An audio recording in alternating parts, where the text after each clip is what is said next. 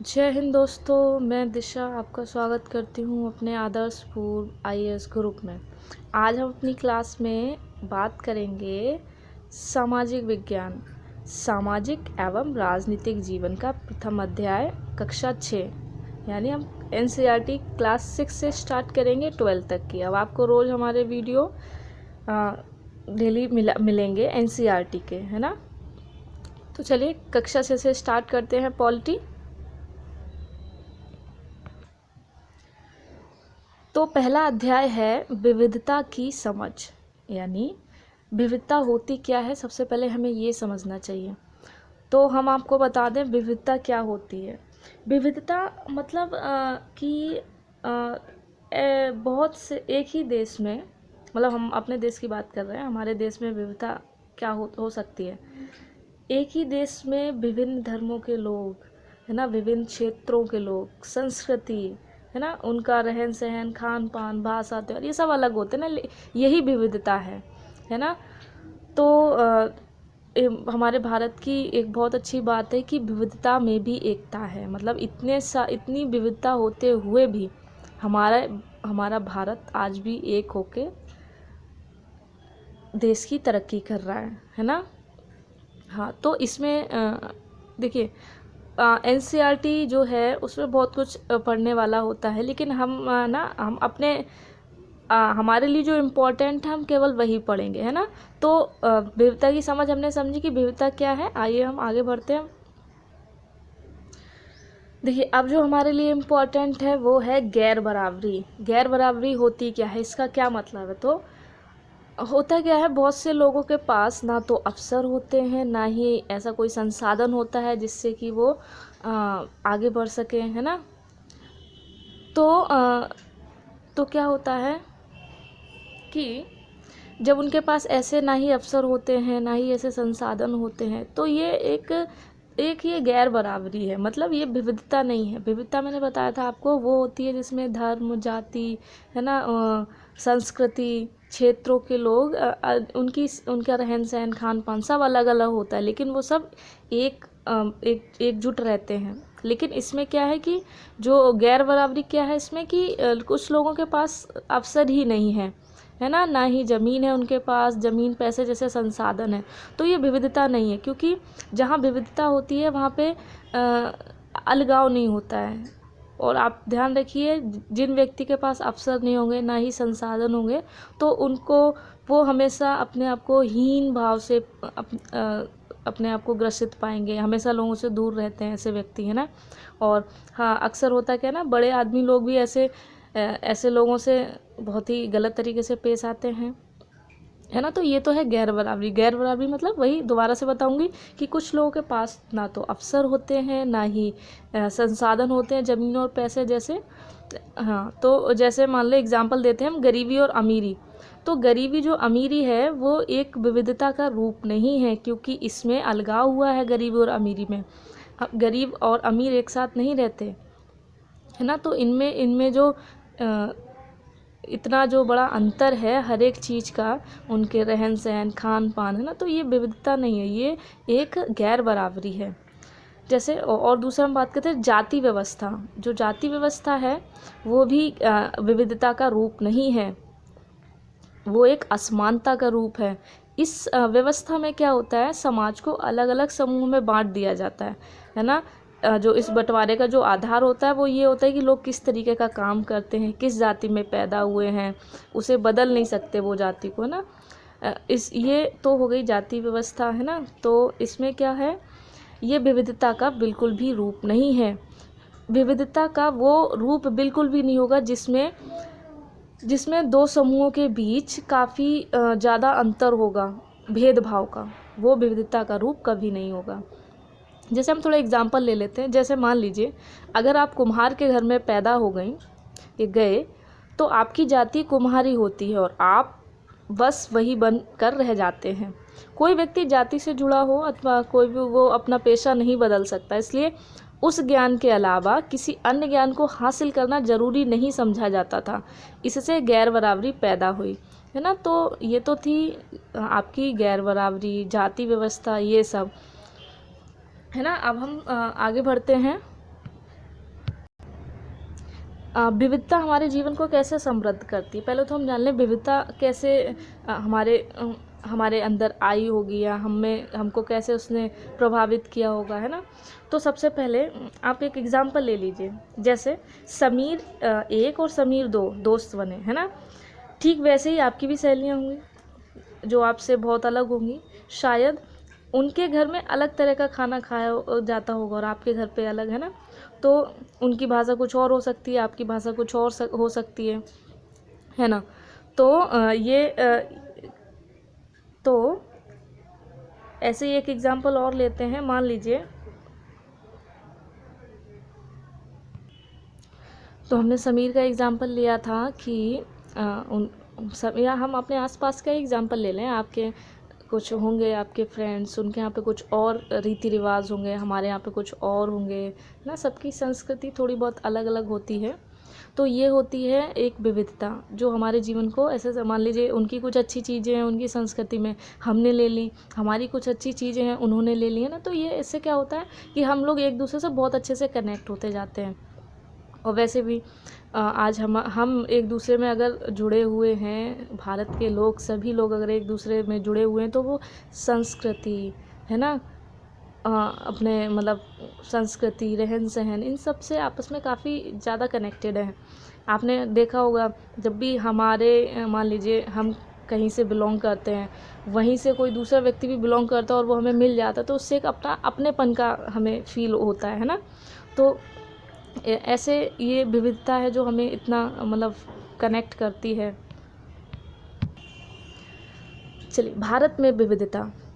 भारत जो है वो विविधताओं का देश है, ये हम सब जानते हैं। बहुत सारी भाषा बोली जाती हैं, सब अलग अलग तरीके का खाना खाते हैं, अलग अलग त्यौहार मनाते हैं, और सबसे बड़ी बात क्या, सब अपने अपने धर्मों का बड़े अच्छे से पालन करते हैं। लेकिन आपने कभी गहराई से सोचा है कि ये सब जो हम करते हैं, ये सब एक ही तरह की चीज़ें हैं, बस इनके करने के तरीके अलग हैं, है ना। समझ रहे हैं ना। देखिए, भगवान की पूजा हम भी करते हैं, दूसरे धर्मों के लोग भी करते हैं, है ना। तो ये सब वही हैं, मतलब श्रद्धा तो है ना सभी की भगवान में, है ना। तो कहने का मतलब यही है कि हमारी जो भारत की विविधता है वो एक ही है, बस हम उसको देखते अलग तरीके से हैं, तभी भेदभाव आ जाता है और फिर वो विविधता नहीं रह जाती है ना दोस्तों।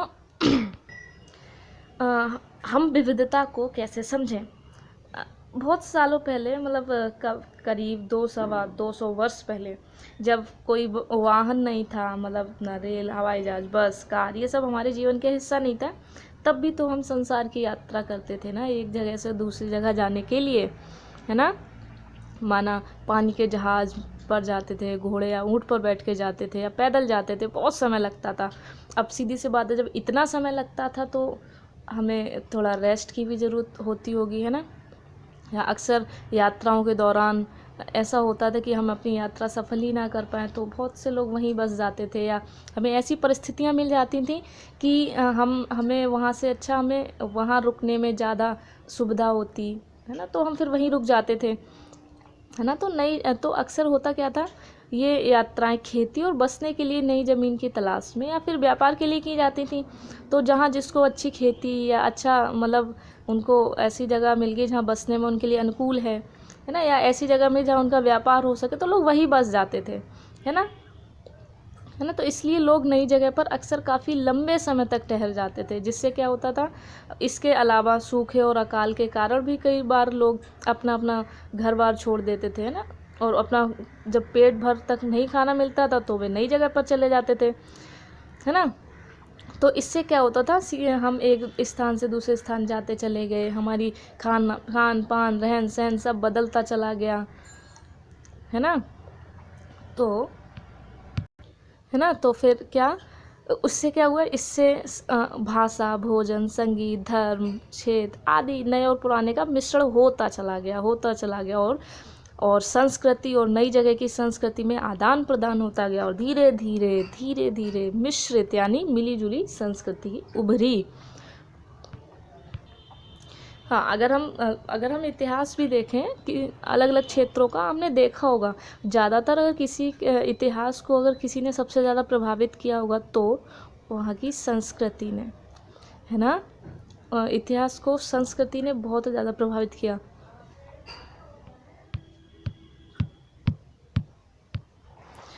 है ना।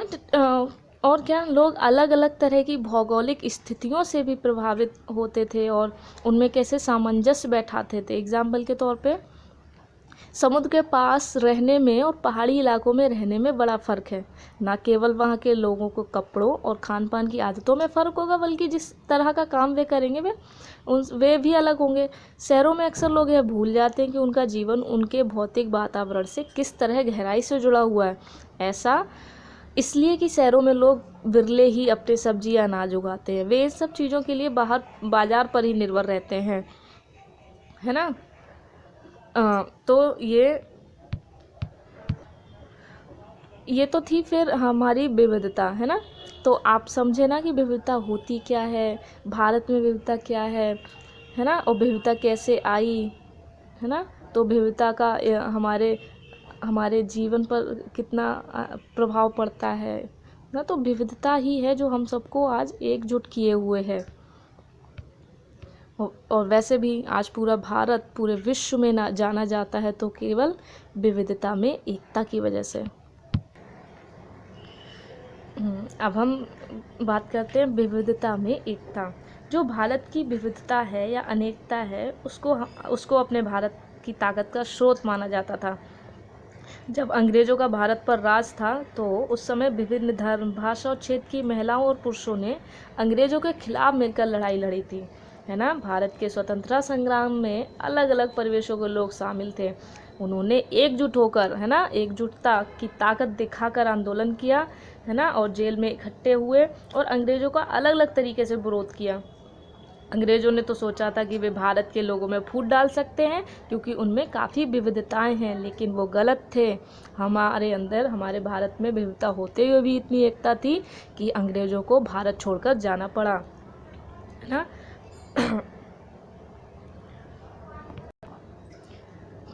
है ना।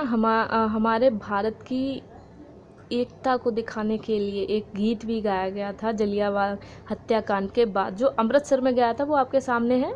दिन खून के हमारे प्यारे ना भूल जाना, खुशियों में अपनी हम पर आंसू बहा के ना जाना, शयाद ने हमारे चुन चुन के फूल तोड़े, वीरान इस चमन में कोई गुल खिला के जाना, दिन खून के हमारे प्यारे न भूल जाना, गोली खा के सोए जालिया बाग में हम, सूनी पड़ी कब्र पर दिया जला के जाना, दिन खून के हमारे प्यारे न भूल जाना। हिंदू और मुस्लिमों की होती है आज होली, बहते हैं एक रंग में दामन भिगो के जाना, दिन खून के हमारे प्यारे न भूल जाना। कुछ जेल में पड़े हैं, कुछ कब्र में गड़े हैं, दो बूंद आंसू उन पर प्यारे बहा के जाना, दिन खून के हमारे प्यारे भूल न जाना।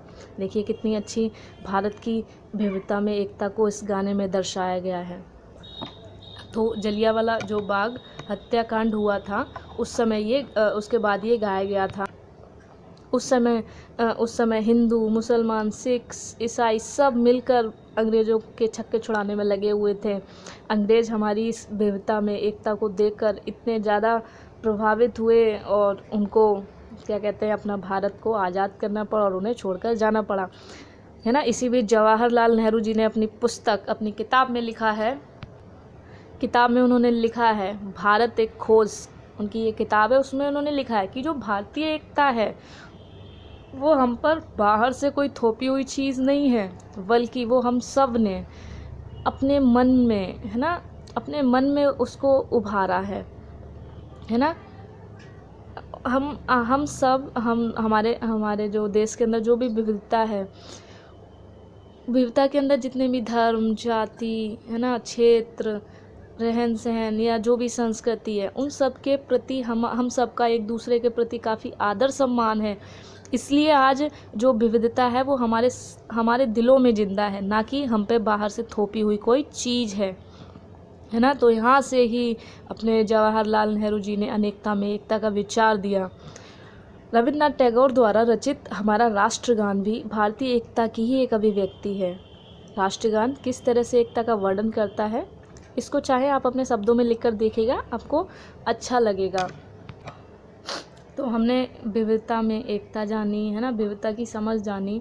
तो अब होमवर्क का भी वक्त आया है दोस्तों। तो जो इसमें इम्पोर्टेंट क्वेश्चन है उस पर आप अपने कुछ शब्द लिखकर ज़रूर देखें। पहला, आपके विचार में भारत की समृद्ध और विविध विरासत आपके जीवन को कैसे बेहतर बनाती है? मतलब वही कि विविधता में एकता है जो भारत को समृद्ध और खुशहाल कैसे बनाती है, आपके जीवन को भी। दूसरा क्वेश्चन है, आपके अनुसार अनेकता में एकता का विचार भारत के लिए कैसे उपयुक्त है? भारत की खोज किताब से लिए गए इस वाक्यांश में नेहरू जी भारत की एकता के बारे में क्या कहना चाह रहे हैं, वो उसको आप लिख के देखिएगा। और जालियांवाला बाग हत्याकांड के ऊपर लिखे गए गाने की उस पंक्ति को चुनिए जो आपके अनुसार भारत की एकता को निश्चित रूप से झलकाती है। मैंने वो गीत गाया था, आप उसको एक बार दोबारा से सुनिएगा और फिर इन 3 क्वेश्चन पर थोड़ा गहन अध्ययन चिंतन कीजिएगा और लिखने की कोशिश कीजिएगा। और हाँ, आप अपने किसी भी प्रकार के सवाल हमसे कमेंट्स में जाके पूछ सकते हैं। हम ज़रूर उनके आपको उत्तर देने की कोशिश करेंगे। जय हिंद।